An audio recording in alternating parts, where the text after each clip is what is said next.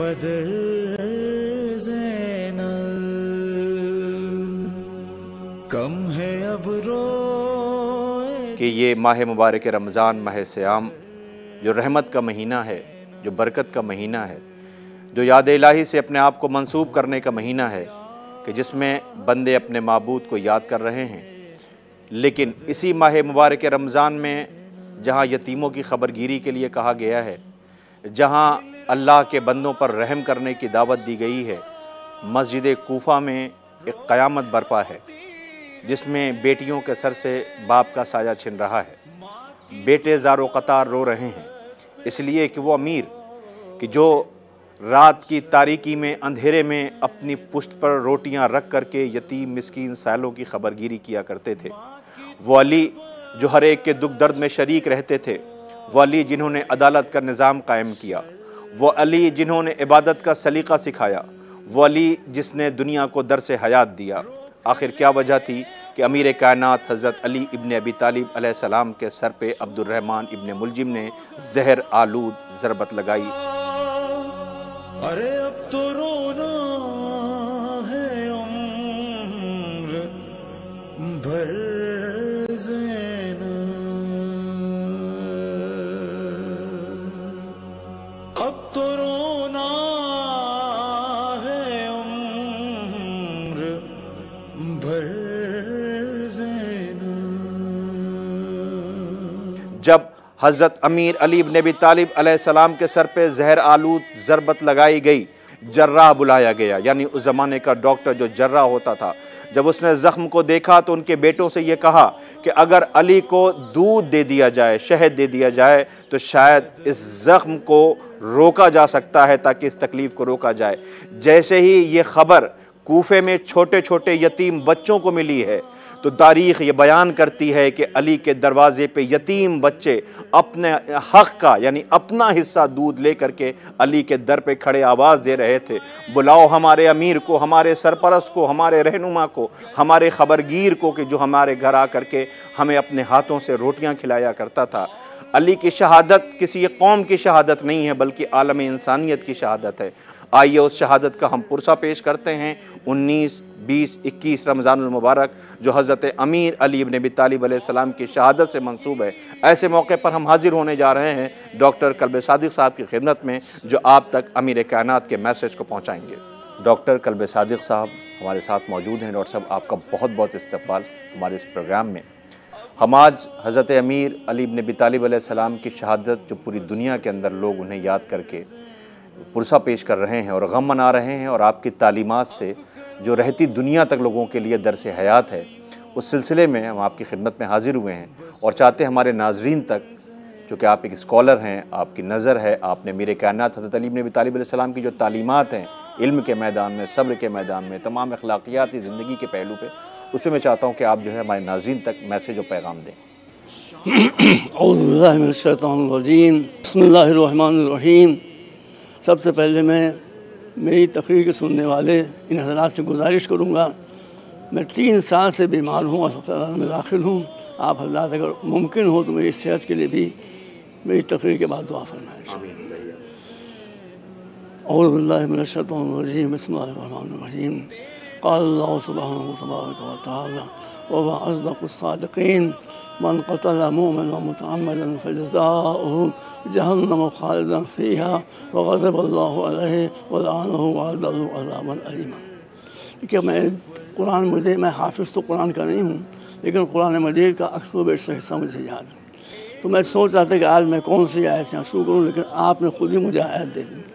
मैं तमाम हुफ़ाज़ कुरान से दस्ते अदब बांध कर ये अर्ज़ करूँगा कि पूरे कुरान में कोई आयत मुझे ऐसी दिखा दें जिसमें इस तफसील के साथ एक जुर्म की सज़ा बयान की गई नहीं मिलेगी।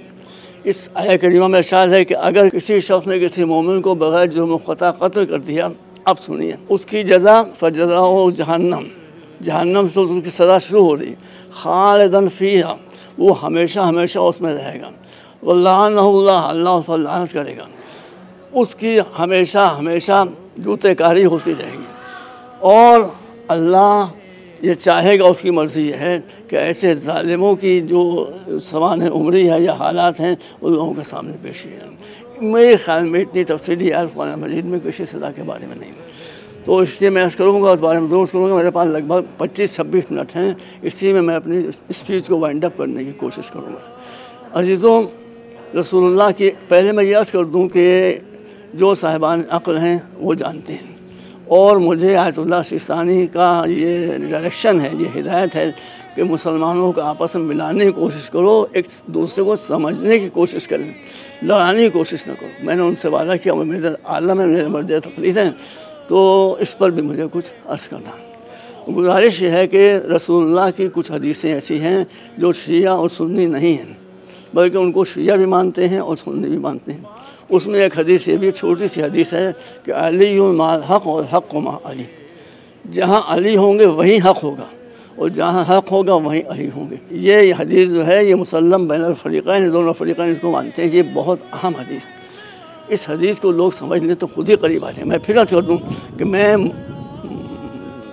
ये नहीं चाहता कि सुन्नी शिया हो जाए, मैं चाहता हूँ कि सुन्नी शियों को समझ लें और शिया हज़रात सुन्नियों को समझ लें, ताकि जो मिसअंडरस्टैंडिंग्स लोग पैदा कर देते हैं वो ना होने पाए। तो अब इसमें यह है कि मौलाना रसूलुल्लाह ने फरमाया कि अली हक़ के साथ है और हक़ अली के साथ है। इस छोटी सी हदीस की अहमियत क्या है भाई शान?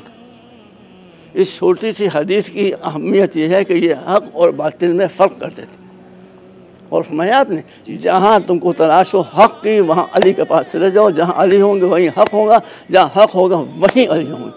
मसला ख़त्म हो गया, फिर बात क्या रहेगी? मैं कैसे बात नहीं करना चाहता जैसे दिलादारी हो, लेकिन देखिए बात बिल्कुल वाज़ेह हो गई कि अली कभी बातिल के साथ नहीं होंगे और हक़ के अलावा कभी अली किसी चीज़ की गुफ्तगू नहीं करेंगे। तो लोगों को चाहिए कि अली तालिब की शख्सियत, अब देखिए एक हक़ बात ये भी है, जब हदीस मेरे सामने करिए कि जहाँ हक़ होंगे वहाँ अली, अब अगर अली यहाँ मौजूद हैं तो हक़ यह कि बताया जाए कि वाक़या क्या है, हक़ीक़त क्या है।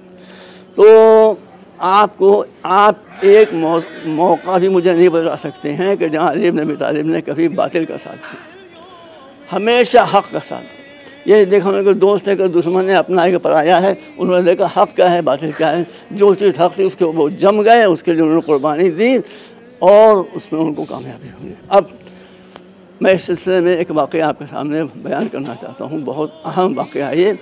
आप हज़रात से और तमाम जो दीगर हज़रात हैं उनसे मेरी गुजारिश है कि तवज्जो से उसको समाअत फरमाएं, और अगर मिल सके तो ये रिकॉर्ड आप पाकिस्तान से मंगवा लें। तकरीबन 7-8 साल हो गए भाई, देखिए मेरे ये अल्फाज नहीं हैं, मैं अभी बताता हूँ किसके अल्फाज हैं। 7-8 साल हो गए, मैं कराची हर साल जाता था, वहाँ पर डे होता था, उसमें तकरीर देता करता था, मजमा बहुत होता था, उसमें ज़बरदस्त मजमा होता था, उसमें शिया सुन्नी सब आते थे, क्योंकि हमारे तकरीर में लड़ाने वाली बातें तो होती नहीं, मिलाने वाली बातें होती हैं। तो एक साल में गया वहाँ तकरीर करने के लिए, तो मुझसे पहले एक सऊदी स्कॉलर आए हुए थे, आप रिकॉर्ड मंगवा लीजिए इसका। सऊदी स्कॉलर आए हुए थे जिनका नाम था अब्दुल, देखिए ये मेरे हाफिज़े का हो गया, बहरहाल उनका नाम था मुर्तज़ा मलिक। तो उनकी जी हाँ मुर्तज़ा, अभी मैं बताता हूँ पूरा नाम, वो थे और मैं था वहाँ के बदूई मुक़र्रिर थे। तो उन्होंने इतनी अच्छी तकरीर की और इतनी लंबी तकरीर की, मेरा ख्याल है करीब 1.5 घंटे उस शख्स ने तकरीर की होगी, और किसी की आँख नहीं झपकने। अब मैं भी हैरत में देखा, मैं भी क्या कहूँगा, खैर बात वो अलग बात है। ग़ुलाम मुर्तज़ा मलिक उनका नाम था, ग़ुलाम मुर्तज़ा मलिक।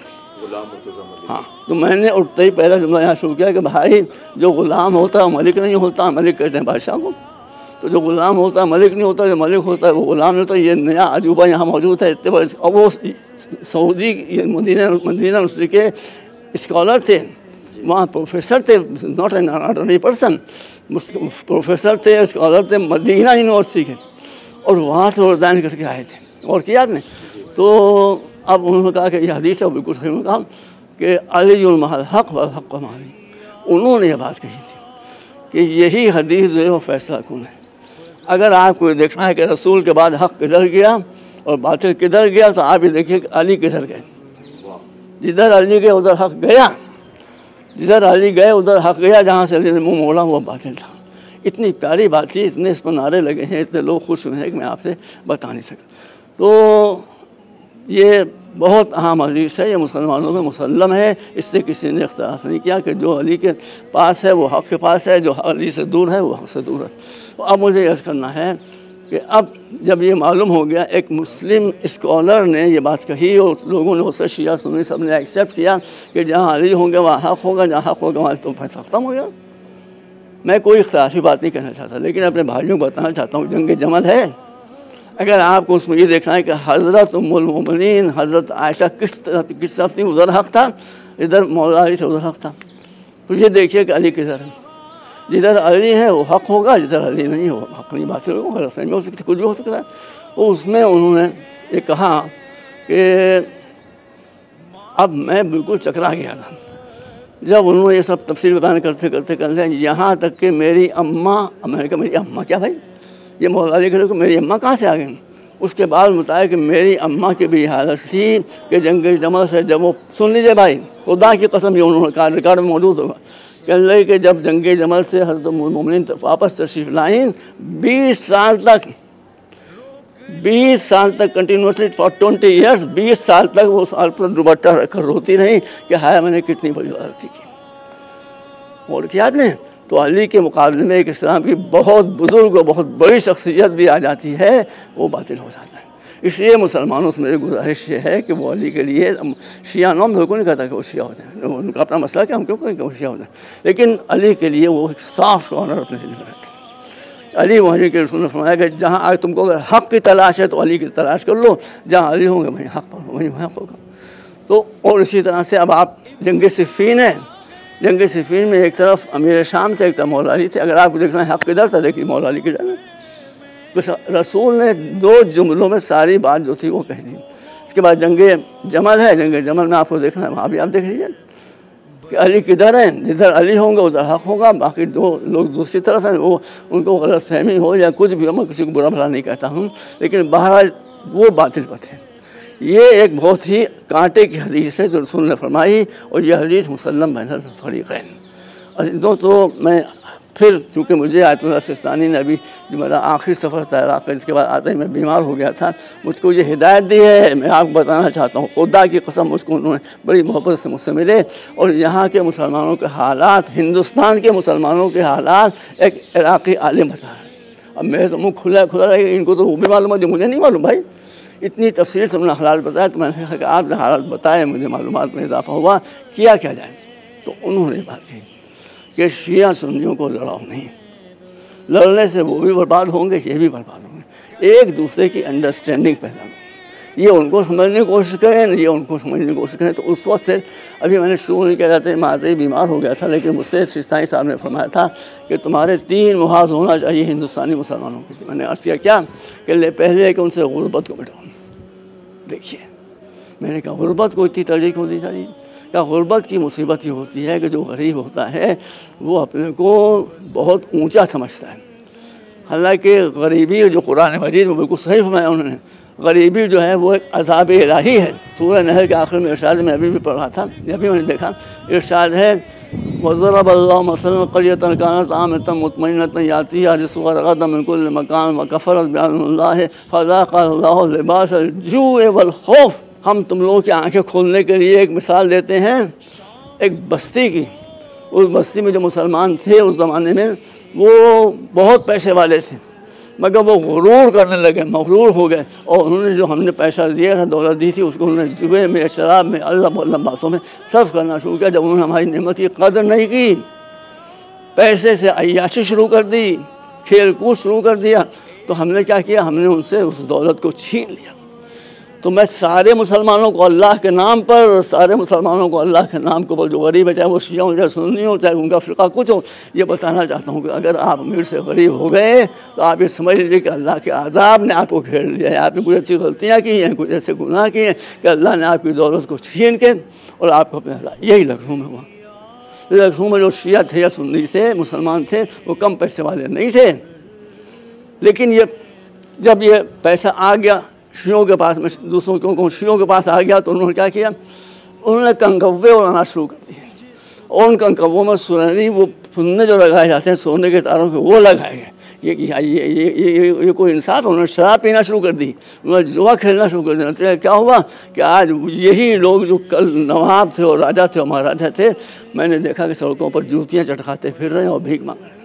तो भीख मांगना खुदा के लिए शिया सुन्नी हज़रात, मैं एक मुसलमान के ऐसे से बात कर रहा हूँ, ना शिया न सुन्नी, जितने मुसलमान हैं वो गौर करें। अगर उनकी माली हालत ख़राब हो गई है, उनसे पैसा छिन गया है, गुर्बत उनके पास आ गई है, तो वो ये ना हो कि हम अल्लाह के प्यारे हैं इसलिए हमको उसने गरीब बना दिया। ये मौजूद बहुत तफसील चाहता है, मैं मुख्तसर कर रहा हूँ। तो वो नहीं समझा अल्लाह ने हमको अपना प्यार, वो समझे कि आप अल्लाह के अज़ाब के शिकार हो गए। क्यों? इसलिए कि जो गरीब होगा वो जलील होगा कि नहीं होगा? वो उसका हाथ यूँ फैला रहेगा हमेशा, जो हाथ जिसका फैला होता है वो जलील होता है। इसलिए मैं तमाम मुसलमानों से, चाहे वो शिया हो, चाहे सुन्नी हो, चाहे देवबंदी हो, चाहे बरेलवी हो, मुझसे इससे कोई ताल्लुक़ नहीं, जो ला इलाहा इल्लल्लाह, मैं बहुत हाथ जोड़ के गुजारिश करूँगा कि एक मर्ज़ वक्त एक बहुत बड़े आलिम ने मुझसे कहा है कि मैं आकर यहाँ पर, मैं जानता हूँ फिर कितनी मुश्किलें होंगी, गुर्बत, जहालत और जो इख्तिलाफ़ात हैं उसको कम से कम कराने की कोशिश करूँ। इसीलिए ये जो आया है आपके सामने मौजू, मैंने इसको पसंद किया और अब मैं थोड़ा सा, मैं 25 या 30 मिनट के बाद अंदर अंदर अपनी तकरीर को ख़त्म कर दूँगा। तो अब आप देखिए कि ईरान, इसकी जड़ कहाँ के ऊपर? इसकी जड़ ये है भाई, मैं बहुत हाथ जोड़ के माफ़ी चाहता हूँ। हमारे यहाँ दीनी तबके में यह है कि मदरसे में बच्चों को दाखिल कर दो, ये नहीं जाके देखते कि मदरसे में पढ़ाया क्या जा रहा है, क्या पढ़ाया जा रहा है, ये कोई नहीं देखेगा। वो ओल्ड ऑर्थोडॉक्स किस्म की चीज़ें उनको बच्चों को पढ़ाई जा रही है। ये ज़माना इसका नहीं है। आप कहेंगे तो उनको क्या पढ़ाएं? आप उनको साइंस पढ़ाइए, टेक्नोलॉजी पढ़ाइए, मंसूबा बना के उनकी तालीम का दौरान मुकर्रर कीजिए और दौरिया जो वो बनाइए। मैं तमाम शियों सुनियों सबको दावत देता हूँ। हमारे यहाँ दीनियात की किताब छपी फरमान अली साहब की, उसमें दीनियात क्या है? पहली असल तौहीद, ठीक है, दूसरी असल अदल, यानी अल्लाह ने कभी जुल्म नहीं किया, न करेगा। तीसरी है नबूवत, इमामत, क़यामत। अब भी जो हमारे एक बहुत बड़े आलिम हैं और वो आइंदा इंशाअल्लाह अगर खुदा न खास्ता बुरा वक्त आया तो वो आलम हो जाएंगे, मुझे मालूम है।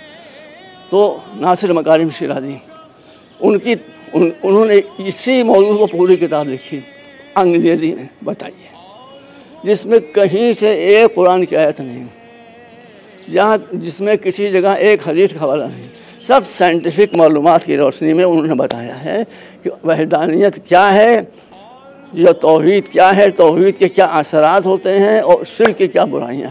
पूरी किताब पढ़ने के लायक है। इस वक्त स्कॉलरली लिखी है कि मैं तो हैरत में पड़ गया कि आदमी जिसने कभी अंग्रेज़ी पढ़ी ना उसने कैसे सब लिख दिया।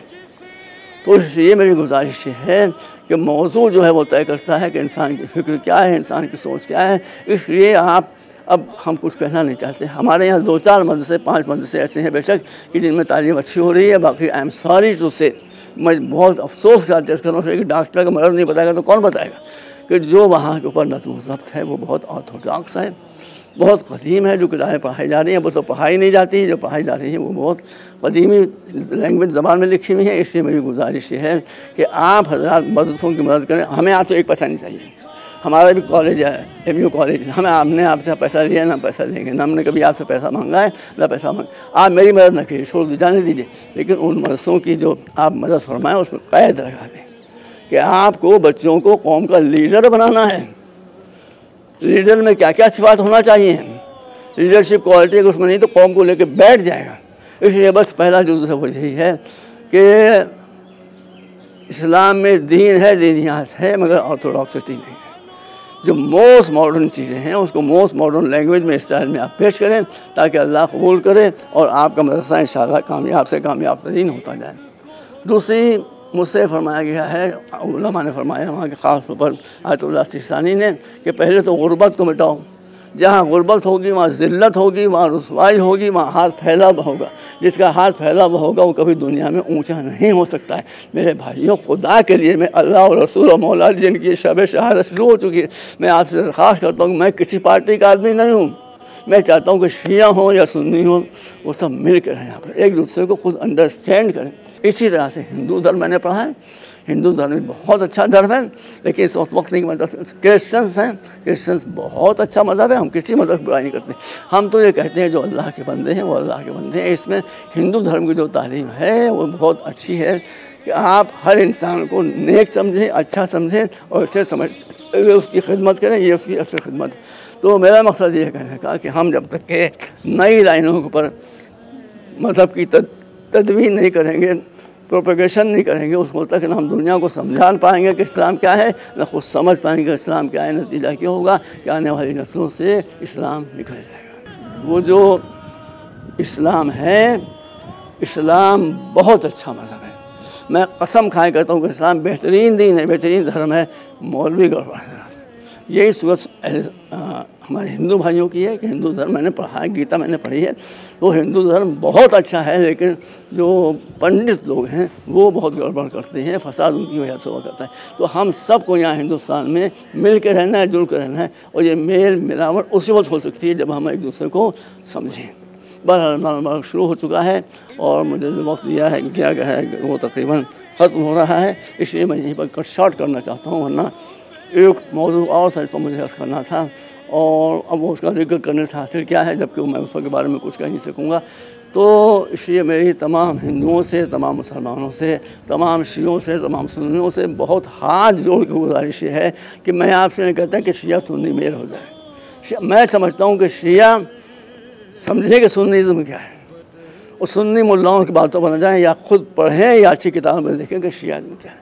शियाइज़्म वो है कि जो रसूलुल्लाह ने फैलाया, जो मौला अली ने फैलाया, जो इमाम ताहरीर ने फैलाया, जो मासूम थे, जिनसे गलती होना मुमकिन नहीं।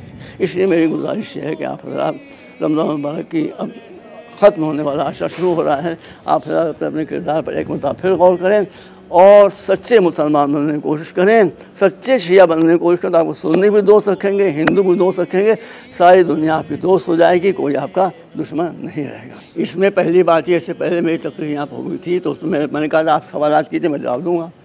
तो उसमें सवाल मेरे पास आया था, उनको हक़ है सवाल करने का कि आप इल्म पर इतना जोर देते हैं, एजुकेशन पर इतना जोर देते हैं, क्या एजुकेशन सब चीज़ें मिल जाएंगी? मैंने कहा मैं क्या जवाब दूँ? मौला अली कह चुके हैं कि जिसके पास इल्म आता है उससे दुनिया की कोई भलाई रह नहीं जाती, इज़्ज़त दौलत सब उसके पास आ जाती है, और जिससे इल्म छिन जाता है उसके पास जो चीज़ें थी भी वो रह भी नहीं जाती हैं। तो आपको अगर दुनिया में कुछ करना है तो you have to be educated, highly educated, वरना कुछ आपके पास नहीं रह जाएगा। इसलिए कामयाबी की कुंजी एजुकेशन है और मोस्ट मॉडर्न एजुकेशन है। लेकिन ये मॉडर्न एजुकेशन जो है ये दीन को समझते हुए कि दीन ने इसके बारे में क्या कहा है, अगर आप चलेंगे तो इंशाअल्लाह बहुत कामयाबी होगी। डॉक्टर साहब बहुत बहुत शुक्रिया, आपने काफ़ी वक्त दिया हमें, और हम मोमिनीन से गुजारिश हैं कि हमारे लिए एक स्कॉलर, एक शख्सियत डॉक्टर कल्बे सादिक साहब की है, आप इनके हक़ में दुआ करें, परवरदिगार आलमीन ने शफ़ा आजिल शफ़ा कामिल इनायत फरमाए, ताकि आपका जो मिशन है, आपने जो ख्वाब देखे हैं वो इंशाअल्लाह उसे अमली जमा पिन्हा पाएँ, और पिन्हा दिया है बेहम्दुलिल्लाह। डॉक्टर साहब शहादत के दिन चल रहे हैं, उस वाले समझाएंगे। मेरी एक जो सबसे प्रॉब्लम है वो है I have lost my confidence, मैं भूल जाता हूँ। आपने बेशक मुझसे कहा था गलती मेरी, तो ये भी आप समझ लीजिए कि हर इंसान का और हर आदमी का एक दुश्मन होता है, समझ रहे हैं आप? तो जहाँ इल्म होगा जहालत उसकी दुश्मन होगी, और जहाँ जहालत होगी इल्म उसका दुश्मन होगा। वो चाहेगा दुनिया भर में इल्म फैल जाए, नॉलेज फैल जाए, एजुकेशन फैल जाए, चाहेंगे दुनिया भर में जहालत फैल जाए। अब आपको किस लश्कर में शामिल होना है ये फ़ैसला आपको खुद करना है। तो इसलिए आप ये देखें कि जो आपने बात मुझसे कही है कि मौला अली ने क्या फरमाया, यही फरमाया कि जब इल्म तुम्हारे पास आएगा तो सब कुछ आ जाएगा, ये मौला की हदीस है, और जब इल्म चला जाएगा तो सब कुछ तुमसे चला जाएगा। इसलिए मैं फिर एक मरतबा मौला अली की ज़िंदगी को, अब मैं इस पर पूरी तकरीरें करूँगा इंशाअल्लाह बाद में, लेकिन मौला ने जितना ज़्यादा एजुकेशन पर जोर दिया है उतना किसी चीज़ पर जोर नहीं दिया, जितना लिटरेसी पर जोर दिया उतना किसी चीज़ पर जोर नहीं दिया। आप खुद फरमाते हैं कि सलूनी कब्ल अन तक़ूलून, मिंबर पर बैठ कर जहाँ बड़ा मजमा गैदरिंग है वहाँ फरमाते हैं मुझसे पूछो, जो तुमको पूछना हो मुझसे पूछो, मैं इमीडिएटली उसका मिंबर से जवाब दूंगा। इस मौजू पर एक किताब मेरे से छपी अभी, उसका नाम है अल मसाइलुल मिंबरिया, यानी वो इल्मी जवाबात जो मौलाना मिंबर पर बैठे बैठे जवाबात तर देते चले गए हैं। तो 1000 सवालात हैं, बहुत टफ, और उसका जवाब है फौरी जो मौलाना दिया है। तो जब इल्म होता है तो इंसान को ये कुदरत हासिल हो जाती है। एक अशअस इब्न कैस था, बड़ा ख़राब आदमी था, वाहियात आदमी था। उसने मौला बैठे हुए कह रहे सलूनी सलूनी कब्ल अन तफ़क़िदूनी, मुझसे पूछो कब्ल इसके कि मुझे दुनिया में ना पाओ, मैं आसमान के रास्तों से ज़्यादा वाक़िफ़। आप गौर कीजिए, ये 1400 वर्ष पहले कह रहे हैं कि मैं आसमान के रास्तों से ज़्यादा वाक़िफ़ हूँ ज़मीन के रास्तों के। तो ये अशअस इब्न कैस जो था, इसने कहा आपको अपने इल्म पर इतना नाज़ है, इतना गुरूर है, ये बताइए मेरे सर में बाल कितने, बताइए। आपने गौर फरमाया, ये जहालत का सवाल है, वो इल्म का अंदाज़। तो मौलाना ने कहा कि मैं तो ये भी बता दूंगा तेरे सर में बाल कितने हैं, अभी बता दूंगा, लेकिन ये बता कि अगर मैं बता दूं कि तेरे सर में बाल कितने हैं तो उसको अटेस्ट कौन करेगा, कौन बताएगा मैंने सही कहा, कौन बताएगा कि मैंने गलत कहा। तो मौलाना ने फरमाया कि इसके बताने से कुछ नहीं होगा, लेकिन मैं तो उसको एक बात बता देता हूँ कि तेरे सर में 1000 बाल हों, 2000 बाल हों, 1 लाख बाल हों, 2 लाख बाल हों, लेकिन तेरे हर बाल के साथ, सुन लीजिए आखिरी जुमला, तेरे हर बाल के साथ एक शैतान बैठा हुआ है जो ज़िंदगी भर तुझ पर लालच करता है। हुआ वो कि नहीं हुआ? इमाम हसन की शहादत हुई, किसकी कॉन्स्पिरेसी थी? इसी की। और क्या नहीं, मौला अली की शहादत में भी इसका हाथ था, और बीबी ज़हरा के साथ जो कुछ हुआ उसमें भी इसका हाथ था। तो मौला ने बता दिया कि मेरे, इसलिए कि उनका जो सोर्स है वो इलाही सोर्स है, जिस तरह से अल्लाह सब कुछ जानता है उस तरह से अल्लाह ने उनको भी बता दिया। इसलिए मेरी गुजारिश है, अगर आपको कहीं पर कोई कन्फ्यूजन है, कोई सवाल, आप ज़रूर please do ask me question. मैं तो बैठा हूँ, तैयार हूँ इसीलिए। लेकिन ये मैं आपको बता देता हूँ कि जब तक आपके कोई न शिया सुन्नियों के दुश्मन है, न सुन्नी शियों के दुश्मन है, 2 चीज़ें ऐसी जो आप सबके दुश्मन है, एक जहालत और एक गुर्बत। आप जहालत के दुश्मन बन जाइए, खुदा का वास्ता, आप गुर्बत के दुश्मन बन जाइए, खुदा का वास्ता, आपके हालात खुद ब खुद ठीक होते थे। इल्म और दौलत रोशनी है, रोशनी में मसले हल होते हैं, अंधेरे में कोई मसला हल नहीं हो। अब मुझ में दम नहीं है बोलने का, मैं तो खुद 3 साल से बीमार पड़ा हूँ। आपसा से इल्तिमास है कि अगर मैंने कोई बात गलत कही, और बहुत सी बातें मैंने छूट भी गई हैं, वो कही है तो मुझे मुतनब्बे करें ताकि मैं अपनी इस्लाह कर लूँ। और दुआ फरमाए कि अल्लाह मुझे इस गलीज़ मरज़ से जल्द अज जल्द शिफाए कामिल अता फरमाए बतसद्दुक़ मोहम्मद व आले मोहम्मद अलैहिस्सलातु वस्सलाम। बहुत बहुत शुक्रिया डॉक्टर साहब आपका। नाज़रीन आपका शुक्रिया अदा कर रहे हैं कि आपने अपनी बीमारी और खतरालत के बावजूद भी आपने वक्त निकाला और मौला कायनात हज़रत अमीर हज़रत अली बिन अबी तालिब अलैहिस्सलाम की शहादत पर मौला कायनात का जो मकसद और मैसेज था उसे आपने लोगों तक पहुँचाया ताकि आप उसे अमली जामा पहना पाएँ। नाज़रीन ये सच है, मुत्तहिद हो तो बदल दोगे निज़ाम आलम, मुंतशिर होगे तो ज़र्रों में बिखर जाओगे। बहुत समझ आपका जो मिशन है, आगा सिस्तानी ने आपसे जो ख्वाहिश ज़ाहिर की है, ख़ास तौर से मुल्क की आवाम के लिए, ताकि आप उन तक मैसेज पहुँचाएँ। इंशाल्लाह उस मैसेज के ज़ैल में इल्म, इत्तिहाद और गुर्बत, इसके हवाले से इंशाल्लाह एपिसोड्स लेकर के हम डॉक्टर कबीर साहिब साहब के साथ फिर हाजिर होंगे। डॉक्टर साहब, हज़रत इमाम अली अलैहिस्सलाम की शहादत जिस पे आज तमाम चाहने वाले तड़प रहे हैं और गिरिया गुनाह हैं, इसलिए कि कैसा अमीर कि जिसने यतीमों के सर पे हाथ रखा, जो रात की तारीकी में लोगों के घरों तक, यतीम बच्चों तक उनकी ग़िज़ा पहुंचाया करते थे।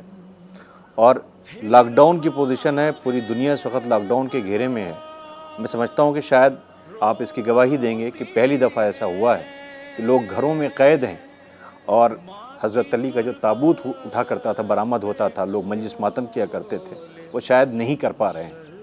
ऐसे में मैं चाहूँगा कि मसाइब के वो फ़िक्रे जो अज़ादारों के लिए मौला कायनात को खराज भी हो और वक्त के इमाम को पुरसा भी हो, हम चाहेंगे आपको नाज़रीन तक। अज़ीज़ों, इस्लाम को जो नुकसान पहुंचा है वो मुसलमानों से पहुंचा है। इस्लाम को, I am not talking about Muslim community, जितना नुकसान पहुंचाया है वो गुमराह मुसलमानों ने पहुंचाया। मौला अली इब्न अबी तालिब मोमिन, अगर पूरी आलम कायनात से बात पूछी जाए कि अली ने क्या गलती की, बता नहीं सकता कोई। उनकी गलती यही थी कि उन्होंने कोई गलती नहीं की। बहरहाल वो एक लंबी दास्तान है। मौला अली इब्न अबी तालिब, आज 19वीं शब लग रही है, मौला को ये ख़बर थी कि कुछ होने वाला है, something is going to be happened. इसलिए कि मौला के लिए ये रिवायत में मौजूद है, और रिवायत में नहीं, कि मौला आज की रात भर जागते रहे। बार बार जहाँ जिस मकान में आप अच्छे फरमाते, वहाँ जो कमरा था आपका, वहाँ से निकल के बाहर सहन में आते थे, आसमान को देखते थे, कहते थे इन्ना लिल्लाहि व इन्ना इलैहि राजिऊन, पलट कर बैठ जाते थे और मसरूफ़ इबादत हो जाते थे। जो इतना इबादत गुजार इंसान था, इबादत गुजार इंसान को, उस मासूम इंसान को एक जालिम ने इश्क के चक्कर में फंस के बेखता कत्ल कर दिया। और क्या आपने इश्क से इस्लाम ने इसलिए रोका है कि इश्क इंसान को अंधा बना देता है। एक हर्राफा थी, उसने खूबसूरत होगी मुझे नहीं पता, उसने ये उस पर आशिक हो गया था, तो उसने इससे कहा कि मैं तुम्हारे साथ चलने के लिए, तुम्हारा साथ देने के लिए तैयार हूँ कि इसमें जो महर है, महर में पहली शर्त है कि अली का कटा हुआ सल्ले का। ये कौन सा महर था भाई कि अली कटा हुआ सल्ले का? मौला कहा अच्छा मैं लाऊँगा। बहरहाल अब जब सुबह शादी करीब थी तो मौला अपने घर से तशरीफ़ लाने का इरादा कर रहे थे, तो घर में जो बत्तखें पली हुई थी, बतें पली हुई थी, उन्होंने चीखना शुरू कर दिया। इसका मतलब है बतों भी हमको ये तालीम दे रही है कि मौला के गम में चीखना चाहिए, मौला के गम में रोना चाहिए। मौला उनको समझा रहे कि ऐसा ना करो, ऐसा ना करो, ऐसा ना। यहाँ तक कि वो बतें जो थी वो मौला के पीछे पीछे दरवाजे तक आए और दरवाजे के पास आकर मौला की कब्र का दामन पकड़ लिया और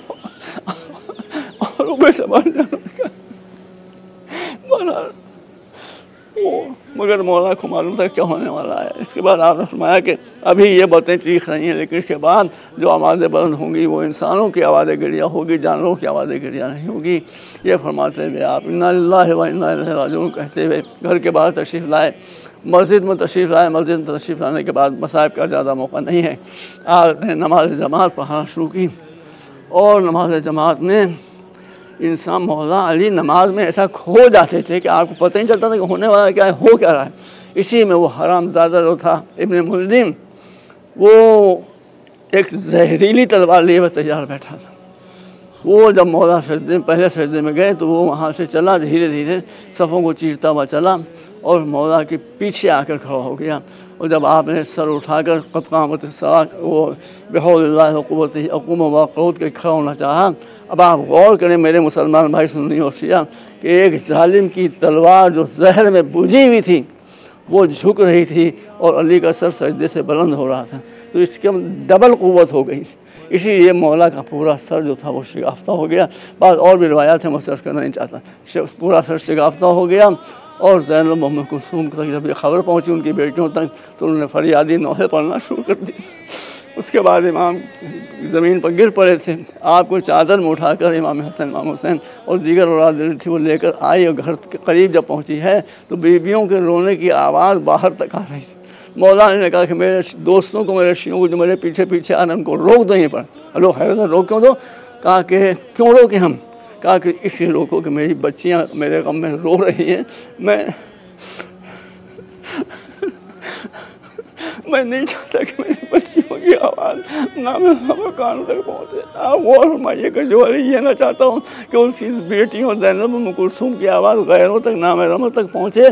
जब उसी की बेटियों को असीर करके सरबराह करबला से कूफे से शाम तक दोपहर में धूल में चटाते हुए उनको लेकर जा रहे होंगे, बीवियाँ फरियाद कर रही होंगी, उस वक्त रूह अली पर क्या गुजर रही होगी। मैं तमाम शियाने अहले बैत और अहले सुन्नत हज़रात को जो अहले बैत से मोहब्बत करने वाले हैं तारीफ़ अदा करता हूँ और ये उनसे गुजारिश करूँगा कि आज की रात और कल और परसों की रात आप ख़ास तौर पर मौला अली के मानने वालों के लिए और तमाम आलम इस्लाम के लिए दुआ करें कि ये जो मुसीबत कोरोना की आई हुई है इससे हम सब को बचा ले और तमाम कौम को बचा ले, तमाम मुल्क को बचा ले। मौला अली के रास्ते पर चलने की कोशिश करें। खाली रस्मी बातें बहुत ज़रूरी है मगर रस्मी बातें काफ़ी नहीं हैं। जब तक कि हम एजुकेशन हासिल नहीं करेंगे, जब तक अपने माली हालात को हम दुरुस्त नहीं करेंगे, जब तक अल्लाह गल्ला बात से परहेज़ नहीं करेंगे, मौला अली आपसे हरगिज़ खुश नहीं होंगे। मेरी बात मान लीजिए। इसलिए मेरी गुजारिश है आप मातम करें, मजलिस करें, नौहे पढ़ें, ताबूत उठाएँ, जुलूस दिखाएँ जहाँ जहाँ मौका है, लेकिन अली के मैसेज को भी याद रखिए। नहीं, बहुत शुक्रिया डॉक्टर साहब। तो नाज़रीन, आप डॉक्टर कल्बे सादिक साहब को समाअत कर रहे थे और बहुत क़यामत की शब है और तमाम अली के चाहने वाले मौला कायनात के वो गिरिया कुना हैं। वो अली जो जौ की सूखी रोटी जानू के नीचे दबाकर तोड़ते थे, पानी में डुबो कर खाते थे, जो अपनी ज़रूरत पर दूसरों की ज़रूरतों को तरजीह देते थे, जो हर दसीदों की फरियाद पर तड़प जाते थे, जिन्होंने सल्तनत में फ़कीरी की और फ़कीरी में बादशाहों का वक़ार दिखाया, जिन्होंने ऐशो निशात को मुँह नहीं लगाया, हिर्स को पासानी नहीं दिया, तवक्कल को छोड़ा नहीं, कायनात से मुँह मोड़ा नहीं, दुनिया के हाथों दीन को बेचा नहीं, तवक्कल को सर का ताज बनाया, तक़द्दुस को कायनात में जगह दी। दुनिया की तमाम ताकतें जिनकी हक़ पसंदी और सदाकत नवाजी के सामने सरबसुजूद हो गई। सलाम हमारा उस अमीर पर, सलाम हमारा अली इब्न अबी तालिब अलैहिस्सलाम पर। डॉक्टर कल्बे सादिक साहब का यही पैगाम और मैसेज है कि हम अली वाले हैं, लिहाजा हमें चाहिए कोई यतीम भूखा ना रहे। हम हर परेशान हाल बिला तफरीक मज़हब व मिल्लत। इंसानियत का जो दर्स है वो अमीर कायनात हज़रत अली इब्न अबी तालिब अलैहिस्सलाम का दिया हुआ है। हमें चाहिए कि हम उसे अमली जामा पहनाएं। तो इसी के साथ हम सबको इजाज़त दें, हमारी फिर मुलाकात होगी, तब तक के लिए खुदा हाफ़िज़। शाम तुझको यही सहर ज़ैनब, शाम तुझको